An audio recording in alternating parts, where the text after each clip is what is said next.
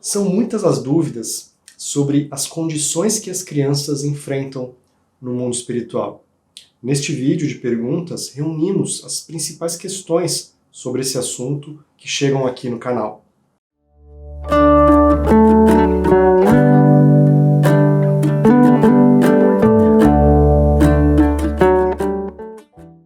Que bom que você está aqui no canal Estrada Sem Fim. Meu nome é Áureo.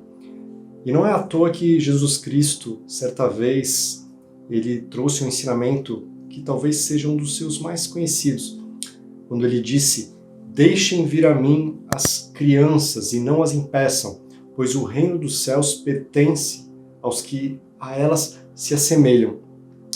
E realmente, já paramos para pensar características que as crianças têm e que nós vamos perdendo na idade adulta, ou não deveríamos perder?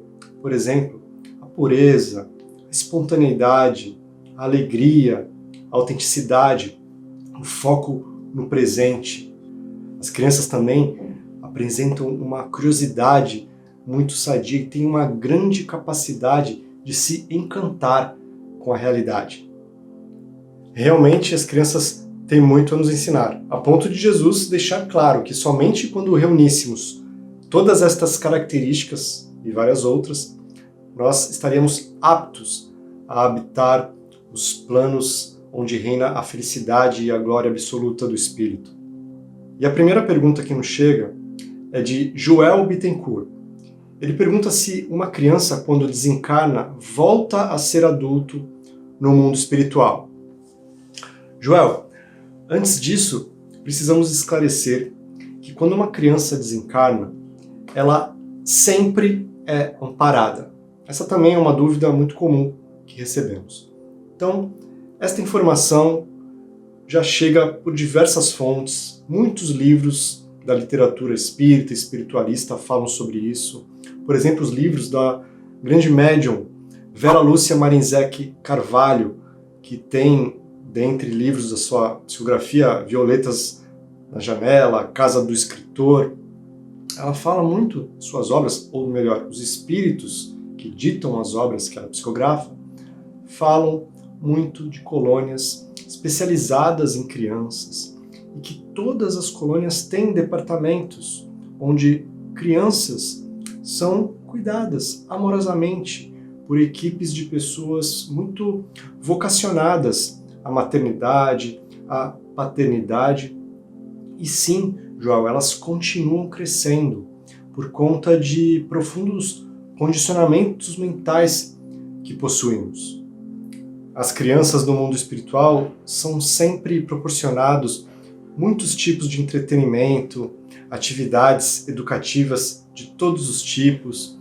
Um outro livro em que se fala sobre as crianças do mundo espiritual é este aqui, um clássico da literatura espiritualista, A Viagem de uma Alma, de Peter Richelieu. E ele traz uma informação muito interessante, falando sobre a importância dos chamados espíritos da natureza, ou elementais. Eu tenho um vídeo sobre isso que eu vou deixar na tela final para vocês. E o Peter Richelieu, neste livro, que é um grande relato de viagem astral, ele desbravou aí muitas dimensões do mundo espiritual ligado ao planeta Terra, ele percebeu que lá as crianças são muito bem tratadas. E há esta interação com os chamados espíritos da natureza, os elementais. Imagina o que seria para uma criança adentrar numa atividade educativa, por exemplo, supervisionada pelas equipes espirituais, este mundo mágico de fadas, gnomos, elementais do ar, do fogo, da terra e da água. Uma outra informação que é destacada neste livro é que estas crianças, elas não sentem falta dos pais, crianças que já desencarnaram, porque constantemente elas são levadas por estas equipes para visitarem os pais, principalmente nos momentos em que estes pais estão fora do corpo físico por meio do fenômeno do sono. Então é muito comum pais que têm crianças que desencarnaram fora do corpo, às vezes eles não vão se lembrar disso no dia seguinte, mas deles estarem com seus pequenos junto a eles nestes momentos. Então são sempre situações dificílimas, perder uma criança, perder entre aspas, porque a morte não existe, mas um filho que se vai antes do previsto, isso é muito difícil para espíritos na nossa condição, é perfeitamente compreensível o sofrimento, o luto, que é um processo. Mas vejam, as crianças podem estar ali mais próximas do que a gente imagina, e elas vão querer nos ver bem na medida do possível, porque senão vão sentir a nossa amargura, o nosso desespero. Uma criança jamais morre precocemente sem um motivo, uma razão, e nem sempre é uma expiação de vida passada. Pode ser, mas nem sempre é. As situações são muito diversificadas. Às vezes é um espírito que simplesmente já cumpriu o tempo necessário neste mundo denso, cheio de desafios, e não precisaria de mais tempo aqui para vivenciar suas provas, deixando-nos assim para voltar à vida livre nas esferas da espiritualidade. A próxima pergunta da Inês Julião, sobre espíritos de crianças. Você explicou que sempre são imediatamente amparadas na hora do desencarne. Como se explica as entidades que se apresentam em forma de criança em trabalhos mediúnicos? Inês, precisamos considerar que nem sempre estas entidades, temos aí os herês da Umbanda, mas nem sempre estas entidades são crianças recém-desencarnadas, que estão se desenvolvendo e crescendo no mundo espiritual. Há espíritos que se identificam com este arquétipo infantil e preferem e gostam de se apresentar ou continuadamente ou em determinadas situações sobre o aspecto de uma criança, porque isso os faz entrar em conexão com forças, com representações, com arquétipos, numa palavra, que lhes facilitará o trabalho. Então nem sempre são espíritos de crianças recém-desencarnadas, mas podem ser espíritos que se identificam com a forma infantil e as adotam para desenvolver os seus trabalhos. Há espíritos também que estão prestes a reencarnar e passam a adotar formas infantis para já irem se habituando com este universo que encontrarão por alguns anos no retorno à matéria física. Isso não é uma regra, pode acontecer ou não. Próxima pergunta é da página do perfil Cheirinho Mágico Premium, que traz a questão: qual o limite dos pais no direcionamento dos filhos? Fracassamos quando eles decidem se rebelar perante nós de forma injusta? Veja, os pais têm uma missão realmente muito importante, porque neste período da infância, o espírito humano está muito suscetível a novos aprendizados, até mesmo pela configuração cerebral, informação. Então tudo que recebemos na infância será decisivo para quando vier a puberdade, e junto da puberdade também vem com mais força as tendências que trazemos de outras vidas. Quando estas tendências chegarem, dependendo do que recebemos na infância, pode ser que tenhamos muito mais facilidade para lidar com elas e até sublimar muitas delas. Mas sem este preparo, sem esta educação básica, elas vão vir com toda a força. Então, a missão dos pais é decisiva, mas eles não têm poderes absolutos. Temos um caso famoso na história, vocês já devem ter ouvido falar do filósofo estoico Sêneca, que é autor de livros maravilhosos, como Sobre a Brevidade da Vida, talvez seja o mais famoso livro de Sêneca. E Sêneca, que viveu ali no século I, ele foi tutor do imperador romano Nero. Nero, que foi um verdadeiro louco, maníaco, que mandou matar os próprios familiares, a mãe, a esposa, os irmãos, que mandava frequentemente cristãos para serem devorados por animais ferozes, e dentre outras barbaridades que Nero cometeu. E ele teve como tutor, desde pequeno, um dos homens mais sábios de sua época, que se esforçou com todo esmero para que ele se interessasse por ética, por filosofia. Mas Nero, pelas tendências que trazia do passado, pelo ser que ainda era ignorante, ele não conseguiu aproveitar esta oportunidade e cometeu os atos que cometeu. O próprio Sêneca foi condenado por Nero e obrigado a cometer suicídio, o próprio Sêneca. E o fez com toda a nobreza de alma, lembrando um grande filósofo também, Sócrates, que recebeu o mesmo tipo de condenação e sem murmurar, sem pestanejar, sem nenhum medo, tiveram a sua pena executada, dando um exemplo de certeza da imortalidade, de fortaleza da alma, retornando ao mundo espiritual em perfeito equilíbrio. E sobre essa angústia dos pais de se sentirem responsáveis pelo destino de seus filhos, não posso deixar de citar e ler um trecho para vocês de uma das obras mais belas da história da humanidade, que é o livro O Profeta, do escritor Gibran Khalil Gibran. Neste livro, o profeta estava deixando uma ilha e antes dele ir embora, as pessoas da ilha começam a questioná-lo sobre diversos assuntos. E cada fala é uma verdadeira poesia. E ele é questionado sobre este assunto, sobre pais e filhos. E olha o que ele responde. Vou ler um trecho, não é muito longo. Vossos filhos não são vossos filhos. São filhos e filhas da ânsia da vida por si mesma.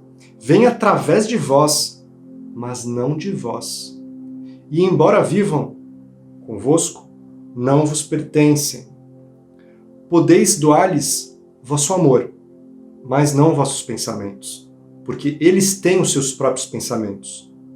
E aí ele traz uma metáfora envolvendo arco, flecha, arqueiro, que é lindíssimo. Veja o que ele escreve. Vós sois os arcos dos quais vossos filhos são arremessados, como flechas vivas. O arqueiro mira o alvo na senda do infinito e vos estica com toda a sua força para que suas flechas se projetem, rápidas e para longe. Que vosso encurvamento na mão do arqueiro seja a vossa alegria, pois assim como ele ama a flecha, que voa, ele ama também o arco, que permanece estático. Continuando com outras perguntas sobre o assunto, a Pamela Malinowski, ela pergunta se o espírito de uma criança, ao estar liberto do corpo, poderia retomar alguns de seus sentimentos e instintos de espírito imperfeito. Veja, Pamela, durante o período infantil, isto fica bem adormecido, inclusive nos momentos em que a criança está fora do corpo, pelo fenômeno do sono. É justamente na pré-adolescência, e principalmente na adolescência, e consolida-se este processo no início da idade adulta, que o espírito toma posse das tendências que traz do passado. Nestes momentos, fora do corpo, a sua identidade fica ainda mais completa, sem os limites do corpo físico, retomando, sim, toda a sua personalidade, individualidade que foi construída ao longo de muitas encarnações.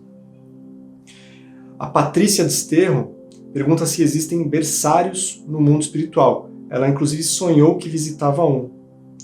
Existe sim, Patrícia, mas não porque crianças nasçam no mundo espiritual, mas provavelmente você teve acesso a locais que recolhiam recém-nascidos, desencarnados, crianças que não chegaram a completar 1, 2 anos e que já deixaram o corpo físico, ou quem sabe até espíritos que estavam sendo preparados para uma reencarnação, porque há referências nas obras de Chico Xavier, como Missionários da Luz, que o espírito passa por uma miniaturização, ou seja, ele retoma a forma infantil quando ele vai ser religado ao útero materno. O útero materno que é uma grande câmara sagrada de materialização de espíritos. E o Amauri pergunta, quando encarnamos, temos uma família nos aguardando. Iremos conviver com ela quando desencarnarmos? Existe família? Com certeza, Amauri, existe uma grande família espiritual. Todos nós temos a nossa. Aqui, nesta vida encarnado, já podemos estar convivendo com vários integrantes desta família, não necessariamente na nossa família consanguínea. Perceba as pessoas com as quais você tem mais afinidade. E se extrapolamos isso para todas as vidas que tivemos, podemos perceber que temos muitas pessoas encarnadas e desencarnadas que nos amam demais. Espíritos que caminham juntos, que evoluem juntos, trocando de papéis, trocando experiências, ajudando uns aos outros. Os laços de amor são para sempre, nunca se perdem. E o Jair Cândido: de volta ao mundo espiritual, a confusão deve ser grande, porque a quantidade de parentes é enorme, pois tivemos várias encarnações. Ou seria diferente? Jair, não existe confusão, porque embora realmente tenhamos uma família espiritual muito grande, muitas vezes convivemos em diferentes papéis aqui no mundo físico, ora como pais, filhos, irmãos, vizinhos, colegas de trabalho. E no mundo espiritual nossa consciência se amplia. Não logo que desencarnamos, mas com o tempo a gente vai resgatando memórias e automaticamente a gente reconhece as pessoas. Às vezes, num primeiro momento, sem lembrar o que já vivemos com elas, mas temos a certeza de que a conhecemos, sentimos a afinidade que nos liga. E com o convívio e com a consciência cada vez mais acostumada ao mundo espiritual, as memórias vão voltando devagarzinho. Às vezes vamos precisar de até auxílio neste processo de espíritos especializados no resgate destas memórias, mas passamos a reconhecer a todos, a lembrar das experiências que tivemos com cada um. Então essa confusão pode ser apenas inicial, mas depois tudo fica claro para a consciência imortal e chegará o dia em que teremos uma memória completa de toda a nossa experiência. Mas isso é uma conquista do espírito imortal. E o Braddock Hawk: viemos com uma missão, mas ao nascer temos o véu do esquecimento. E agora, como lembrar qual missão? Se ainda na família onde nascemos tivéssemos uma iniciação, seria bem melhor. É o que falei no início do vídeo. Nós temos realmente no nosso planejamento encarnatório propósitos que nos colocamos para realizar aqui nesta vida. Mas dependendo dos valores que recebemos na infância, isto pode ser muito potencializado, muito auxiliado, porque um espírito que na infância recebe noções de valores, de espiritualidade, é preciso sim mostrar para a criança essas noções espirituais. Mais tarde, a criança vai escolher o próprio caminho, a própria religião, mas isso precisa ser abordado na infância de alguma forma. E falar também sobre valores, sobre ética, de uma forma, claro, que elas entendam. Esta formação inicial para a criança tem um valor que a gente mal pode avaliar. E todos nós, quando vamos encarnar, nos preocupamos com isso, torcemos para que a família que nos receba nos direcione. Como na imagem poética de Gibran, Khalil Gibran, que nossos pais sejam o arco que, apontando para o infinito, nas mãos do arqueiro, nos lance como flechas vivas em direção a um crescimento, à potência de tudo que podemos ser nesta vida. Muito obrigado por você ter ficado comigo até aqui. Quero pedir, por favor, que deixe o seu like, deixe a pergunta aí nos comentários. Os livros citados estão sempre na descrição do vídeo. Como eu disse, eu vou deixar na tela final os 2 vídeos que fiz sobre os elementais, espíritos da natureza. Parte 1 e a parte 2. Alegria, você é um espírito imortal, vivendo num universo sem limites. Um grande abraço, até um próximo vídeo. Tchau!